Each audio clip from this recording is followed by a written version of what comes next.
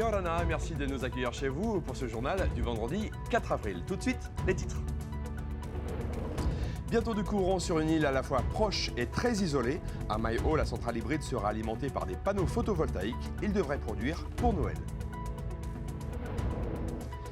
Il prend aujourd'hui la direction de la CPS. Pierre Frébault tentera de résoudre une équation difficile, assurer les dépenses de santé et de retraite, tout en rétablissant les comptes. Il nous dira ce soir de quelle manière il pense agir. Et nous parlerons des Tiki-Toa et du tirage au sort de la Coupe du Monde de beach soccer avec notre spécialiste du football, Olivier Huc.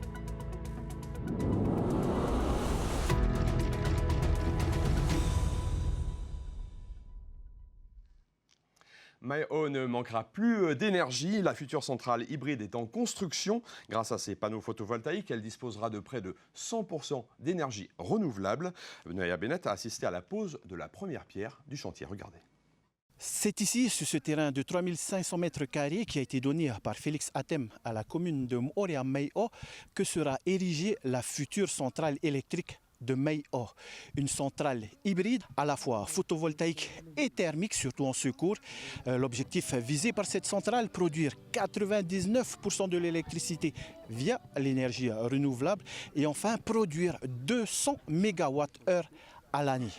Mais on se veut aussi par ce projet exemplaire, c'est-à-dire de concilier le développement mais avec la préservation de l'environnement. Donc priorité à l'énergie solaire. Le thermique c'est uniquement un secours, c'est-à-dire en cas de passage nuageux, en cas de défaillance sur le réseau ou en cas, pour entrer dans les détails techniques, d'une baisse en dessous d'un seuil du niveau dans les batteries. La distribution de l'électricité se fera au travers d'un réseau souterrain d'une longueur d'1,5 km et permettra d'alimenter 96 foyers. Les habitants utiliseront un système de cartes prépayées pour bénéficier de l'électricité. Pour certains, 30 ans déjà qu'ils attendaient la réalisation d'un tel projet. Je prends l'exemple du riz. À Montréal ou à Tahiti, tu branches ton rice cooker et c'est fini. Chez nous, s'il y a plus de gaz, tu dois cuire ton riz au feu de bois. Va demander à la nouvelle génération aujourd'hui d'aller dehors ramasser le bois et faire du feu. Ce n'est plus pareil.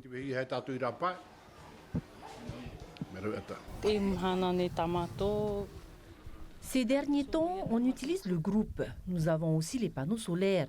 Le problème, c'est que lorsque le soleil n'est pas au rendez-vous, les batteries ne se rechargent pas complètement. Concernant l'électricité via les groupes électrogènes, c'est trop cher. Pour un baril de carburant de 200 litres, tu comptes 30 000 francs et tu ne tiens même pas le mois. Avec le nouveau système, les tarifs sont beaucoup plus avantageux au mois. C'est un sacré avantage pour nous. Avec ce système, tu ne t'endettes pas. Dès que tu n'as plus de fonds sur la carte, tu n'as plus d'électricité et c'est tout. Budget prévisionnel pour la réalisation des travaux, 450 millions de francs. Premier coup de pioche au mois de juillet. L'île de Maio et ses 353 habitants sera totalement alimentée au premier trimestre 2026. Et pour se rendre à Maio, les élus, les spécialistes des énergies et les journalistes sont montés à bord du Tapuae Manu 4. Cette navette peut transporter 30 passagers et 1,5 tonne de fret. Elle débutera ses rotations entre l'île Sœur et Maio d'ici juin, avec 2 voyages prévus par mois. Le Tapuae Manu 3, lui, s'y rendra une fois par mois. Il sera dédié au transport de fret. Presque 3 semaines de grève à la Pérapurade. La direction a transmis hier au syndicat un nouveau projet de protocole d'accord. Elle affirme qu'elle ne peut pas revaloriser les salaires de 6%. Pour elle, le déficit de l'association ne le permet pas. Thomas Chabrol et Mélétéato. Des soins assurés, mais un mode dégradé pour les 70% du personnel non gréviste de la Pérapurade. La grève dure depuis le 18 mars et pour l'heure, direction et syndicats n'ont toujours pas trouvé d'accord pour mettre fin au conflit. On arrive sur un mode dégradé qui n'atteint pas ses limites pour l'instant. Mais on alerte quand même. On a des normes de sécurité à respecter. On a des normes sanitaires draconiennes à respecter en termes d'asepsie. Donc on arrive à trouver des prestataires qui sont formés par les non-grévistes pour maintenir un niveau de qualité et de sécurité optimal. La CSTPFO annonce avoir averti le président du pays sur la situation de la prise en charge des patients. Le syndicat compte également écrire au haut-commissaire de la République, car la logistique et l'hygiène ne seraient plus assurées, selon son secrétaire général. S'ils avouent que le mode est dégradé, c'est qu'ils risquent d'avoir un pépin. Et donc ça va vraiment se dégrader. Mardi, une rencontre avait eu lieu entre direction et syndicats pour discuter du principal point de revendication, la revalorisation des salaires les plus bas, sans succès. Face aux médias, ce matin, la direction rappelle que les finances de l'association ne le permettent pas. La paire Apurad affirme avoir accumulé plus de 150 millions de francs de déficit ces dernières années. En revanche, la direction s'engage à revoir la situation de l'ensemble des salariés avant le 31 octobre, si les finances le permettent. Nous avons proposé aux grévistes, s'ils le souhaitent, sur les 2 premières semaines de grève, de rattraper leurs heures et ainsi ils auront l'intégralité de leur salaire. Une proposition incluse dans le projet de protocole d'accord transmis hier par la direction. Je pense que cette proposition, c'est en fait un pis-aller parce que l'ensemble de la comptabilité est en grève. Je ne sais pas comment ils vont pouvoir payer les gens qui travaillent. C'est peut-être pour ça qu'ils nous ont proposé cette solution. Pour l'instant, on est sur le premier point et on est toujours au point mort. Selon la direction, il sera difficile de résorber le déficit de l'année 2025. De son côté, la CSTPFO se dit certaine que l'association dispose de la trésorerie pour répondre aux attentes des grévistes. Il dirige la caisse de prévoyance sociale depuis aujourd'hui et dès hier, Pierre Frébault avait rencontré le conseil d'administration de la CPS. Parmi ses objectifs, un meilleur équilibre des 3 régimes ou le financement à long terme de la protection sociale généralisée, mais aussi une augmentation de certaines pensions de retraite. Il est notre invité ce soir. Pierre Frébault, bonsoir. Bonsoir et merci de m'avoir invité sur le plateau. Alors vous avez la difficile mission d'équilibrer les comptes de la CPS entre recettes et dépenses, avec un équilibre, on le sait, qui est assez difficile à trouver. Est-ce qu'on peut parler d'abord des retraites? Comment est-ce que vous comptez vous y prendre? Et surtout, jusqu'à quand est-ce qu'elles sont assurées? Alors, avant tout, je voudrais quand même rappeler qu'il y a des ajustements à faire sur certaines prestations, notamment dans le cadre des prestations familiales, ce qu'on appelle les allocations familiales, ou dans un régime tel que le régime de solidarité, il est versé 15 000 francs. Dans les 2 autres régimes, c'est 12 000 francs. Donc la première mission, c'est peut-être de porter un alignement au niveau de 15 000 francs pour les personnes, les familles, avec un certain niveau de revenus. Parce qu'il y a également des revenus très bas au niveau du régime des salariés, comme au RNS. Donc c'est l'une des premières missions. Et la deuxième que j'ai annoncée donc, devant le conseil d'administration, c'est de relever l'accompagnement de la CPS en termes de prestation des cantines scolaires. Là aussi, je crois que c'est un point important et attendu. Là encore, on voit qu'à 80 francs ou 85 francs chez les salariés, on a 500 francs dans le régime de solidarité. Alors, quel est le but? Sur ces 2 questions, d'accord, mais sur la retraite. Non, mais quel est le but de cette vision des choses? Tout simplement parce qu'on est dans l'APSG. Et donc, il faut que tous les Polynésiens, compte tenu de la situation, soient accompagnés de la même façon. Pour ce qui concerne des retraites, c'est vrai que on sait que la tranche A a produit donc un taux de remplacement aux alentours de 65%. En ce qui concerne la tranche B, on est en décrochage, on est à 35-40%. Donc il faut penser justement servir une retraite digne de ce nom. Donc il y a des progressions à faire sur le plafond et ainsi de suite. Donc vous voulez monter la tranche B, mais ma question portait plus jusqu'à quand elles sont assurées, nos retraites actuellement? À l'heure actuelle, d'après les dernières études, au niveau des prestations de la retraite, on a une visibilité jusqu'en 2030. C'est peu en termes de droits d'avenir, donc il va falloir réfléchir à la manière de pérenniser la situation et surtout également profiter de l'occasion d'améliorer la situation. Rien que sur la tranche A. Vous êtes contre l'augmentation de l'âge de départ à la retraite? C'est une position que je prends en disant qu'il est possible de maintenir l'âge de la retraite à 62 ans. En revanche, il y a d'autres critères, d'autres situations. Il faut aussi constater la reprise de l'emploi, donc le nombre de salariés qui augmente. Donc, c'est en fonction de la capacité également du gouvernement à faire du développement économique. C'est tous ces critères qui se mettent en place. Alors, vous arrivez finalement dans une conjoncture assez favorable, puisque vous le disiez vous-même, il y a des comptes de la CPS qui ont réussi à s'équilibrer, mais pas tous. Et vous avez notamment un problème avec la branche maladie. Oui, effectivement, les dépenses de maladie pèsent, on le sait tous, et notamment au niveau du régime des salariés. On est au-delà des 50 milliards, donc il faut réfléchir. L'idée aussi, c'est de mieux responsabiliser. De quelle manière ? Responsabiliser les patients, les professionnels de santé. Alors, c'est vrai qu'il y a un programme de mise en place de ce qu'on appelle les paniers de soins. Pour l'instant, ils sont dans l'ordre de 4 ou 5. C'est-à-dire véritablement cibler les prestations dévolues au type de la pathologie concernée. Aujourd'hui, on constate d'ailleurs... Est-ce que ça veut dire que les médecins, les soignants, pour vous, sont un petit peu trop généreux dans leur prescription? C'est ce que vous voulez dire? Non, je crois qu'ils ont constaté quelque part qu'il y avait un problème social d'accès aux soins. Et donc, certains se sont dit, bon, on va utiliser le seul outil qu'on avait entre les mains, c'est notamment le carnet rouge. Je crois qu'il faut distinguer le traitement des pathologies de l'accompagnement social. C'est aussi l'une des missions à mettre en place. Est-ce que vous voulez aussi fusionner les 3 régimes? Pour quelle raison? Alors, il s'agit d'une orientation qui avait déjà été prise, donc d'arriver véritablement à...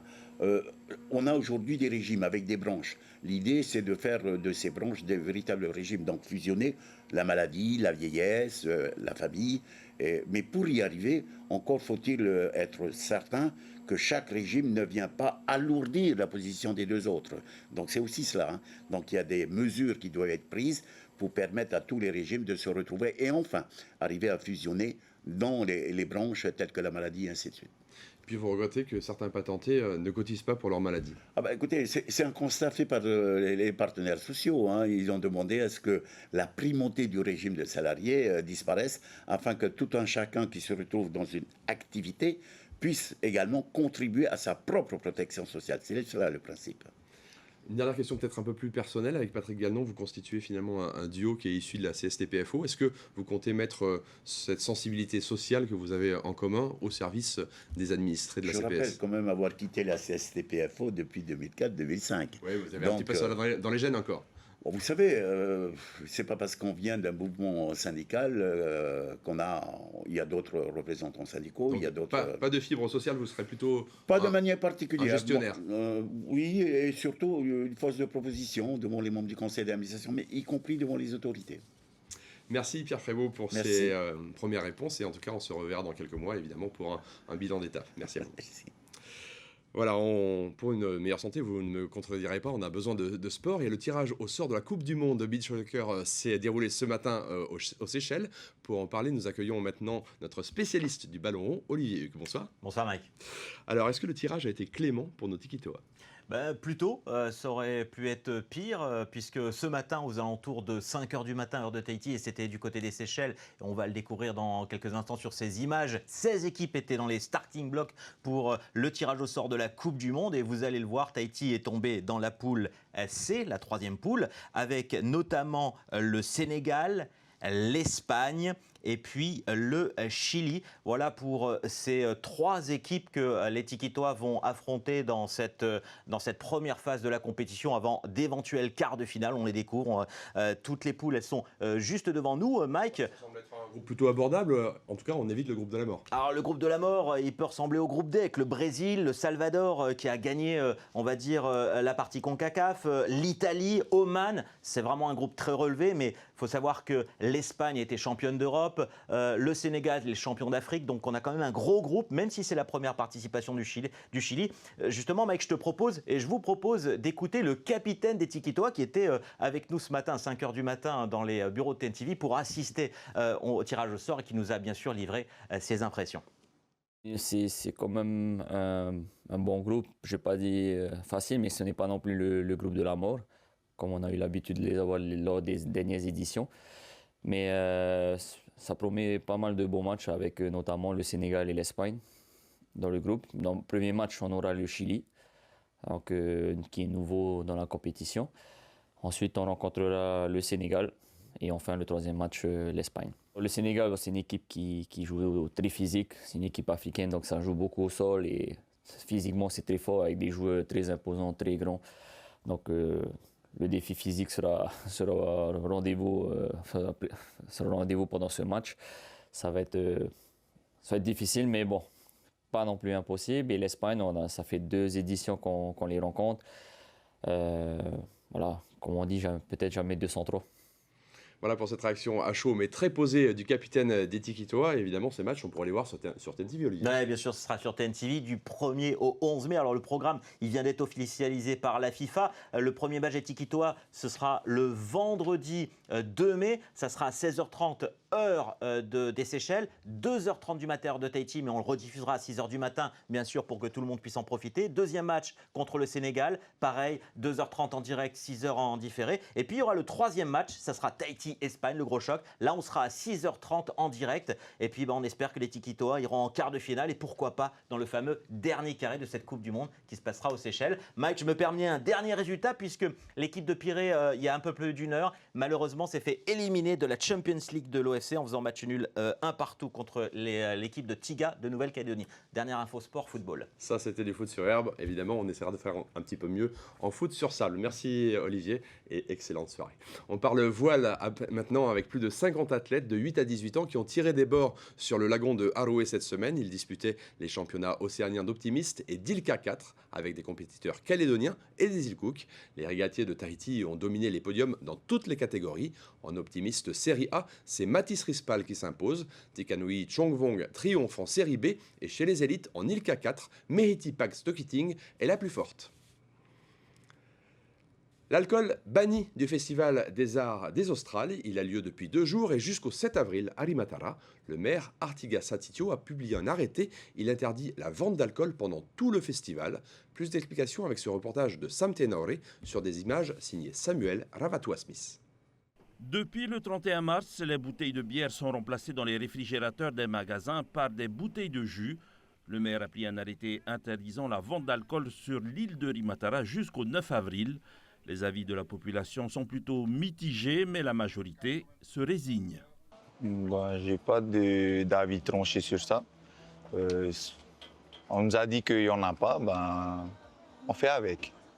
C'est un peu contraignant parce qu'on ne s'attendait pas à... On voulait acheter localement, on ne va pas faire ramener des affaires de Tahiti. Bon, après, il faut s'y faire. C'est le maire qui a décidé, c'est aussi pour notre sécurité. Donc. L'arrêté municipal comprend aussi une interdiction de consommer de l'alcool sur le site où se déroulera le Festival des Arts des Australes. Le maire souhaite que l'événement reste festif. Je n'ai pas envie que des gens imbibés d'alcool viennent gâcher cette fête. Donc non, c'est pour ça que je me suis dit, on va prendre un arrêté pour éviter que les gens ne se retrouvent en train de... que les gendarmes ou les policiers municipaux viennent gérer ce genre de situation. Non, ils ont déjà affaire avec la sécurité routière et pas en plus avec à régler les problèmes des gens imbibés d'alcool.